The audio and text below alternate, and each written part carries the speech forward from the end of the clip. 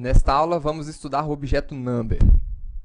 Assim como o objeto boolean, o objeto number também tem aquelas duas funções de boolean, a função toString e a função valueOf.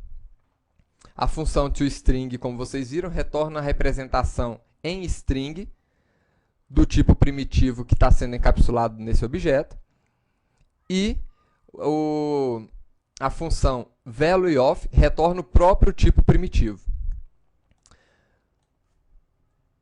Vamos criar aqui uma variável para receber um número. Então, aqui nós temos um número primitivo, que pode ser um número de ponto flutuante, inclusive. E aqui vamos alertar este número.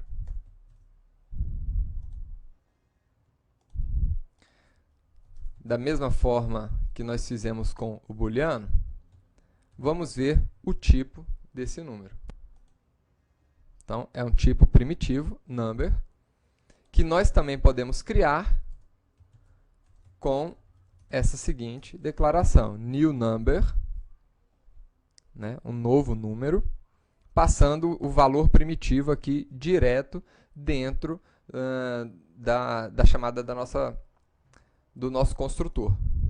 E aqui ele está retornando um object, informando que agora essa informação é um objeto, não é mais um tipo primitivo.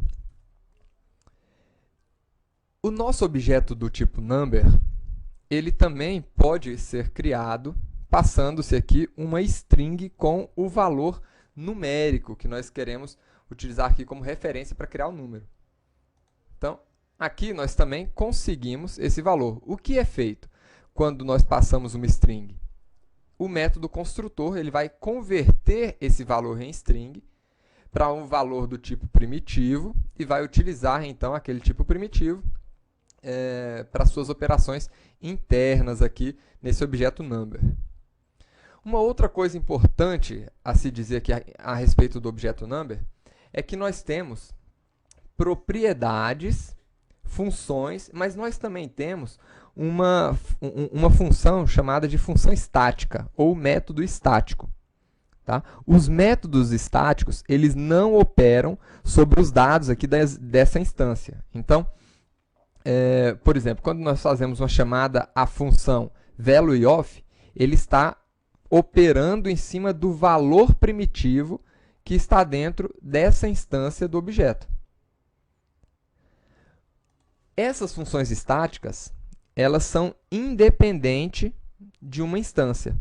Então, eu posso chamar uma função dessa direto do meu objeto number. Tá certo? Direto da classe do objeto. Eu vou explicar melhor sobre essas funções estáticas quando a gente estiver estudando o objeto math, que ele tem algumas funções estáticas. Vamos agora olhar aqui algumas propriedades que nós temos, né, ou propriedades estáticas que nós temos aqui do nosso objeto number.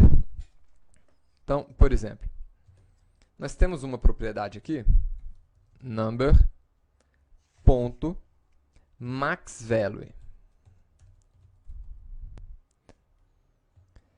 que retorna o maior número JavaScript, tá? Em notação científica aqui, para representar números muito grandes.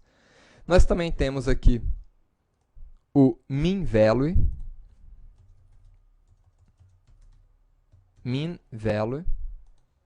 que retorna o menor número representado, também aqui em representação científica, o menor número que a linguagem JavaScript pode estar tratando. Nós temos aqui também um not a number, que retorna a própria referência a um not a number, né? Uma representação aqui de um objeto que não é um número. Nós temos aqui o infinito negativo. Então, temos aqui o negative.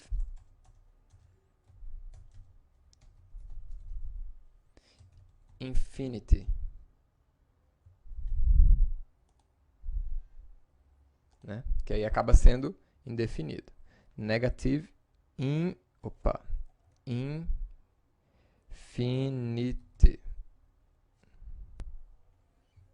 Tem que escrever certo, né? Então tá aqui, um infinito negativo. E temos também o infinito positivo.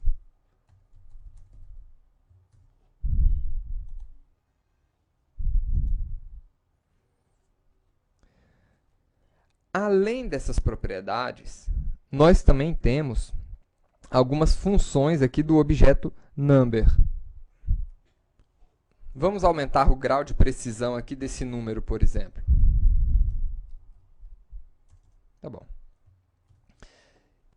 E agora, essas funções que nós vamos utilizar já são funções aplicadas aqui ao valor dessa instância. Então, vou chamar aqui a nossa referência, n.toFixed. Né? Esse método toFixed, ele retorna um número com a quantidade de casas decimais definida no parâmetro que nós vamos informar aqui dentro. Então, esse parâmetro ele é opcional. Se ele for omitido, o número retornado não vai possuir casas decimais. Vamos dar uma olhada? Então, vamos atualizar aqui. E está aí, número 120. Mas se nós colocarmos o número de casas decimais que eu quero que sejam apresentados, ele traz ali para a gente 120.35, ou seja, 2 casas decimais ali para a gente. Né? Poderia colocar aqui mais casas decimais, né? A gente pode escolher o número de casas que nós queremos. Então, vou colocar um número maior de casas decimais e ele vai completar com 0 ali para a gente. Nós temos um outro método, uma outra função aqui, que é a toPrecision. Ela é um pouco diferente aqui do método toFixed. O método toFixed, ele atua em cima das casas decimais do número. Agora, o método toPrecision, ele retorna o número com a quantidade de dígitos definida no parâmetro aqui dentro. Então, esse parâmetro também é opcional. E se ele for omitido, o número que ele vai retornar aqui vai ser igual ao número inicial, que é exatamente 120, 35, 123. Então, tá aí. Agora, se nós informarmos um número aqui, ele vai retornar ali, vamos ver aqui, 1, por exemplo. Ele vai retornar um número em uma representação aqui científica, de forma que caiba dentro dessa precisão. Né? Então, podemos colocar aqui uma precisão maior, por exemplo, 8, para a gente ver o que acontece. Tá aí. Agora, a precisão aumentou, ele conseguiu colocar todos os números ali dentro. Então, 1, 2, 3, 4, 5, 6, 7, 8. Se eu diminuir a precisão aqui, colocar em 6, já não vai caber, né? Então, ele vai recortar o número ali para a gente. Tá?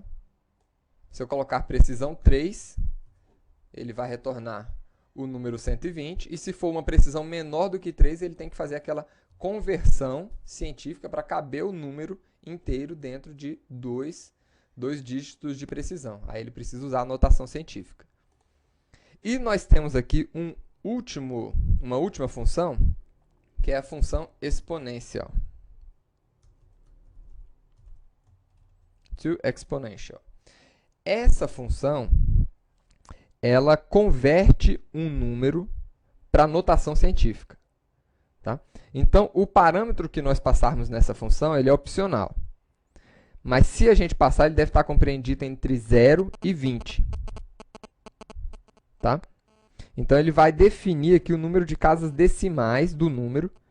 E se a gente omitir o número, será na quantidade necessária para representar o número passado. Então, se eu não passar nenhum parâmetro aqui, ele vai retornar aqui a notação científica desse número com a precisão necessária para representar esse número todinho nessa notação científica. Agora, se nós colocarmos aqui um número de precisão, ele vem trabalhando ali dentro com esse número de precisão, convertendo o número para um formato aqui de notação científica. Então, esses são são as três funções do objeto number. Até a próxima aula, pessoal.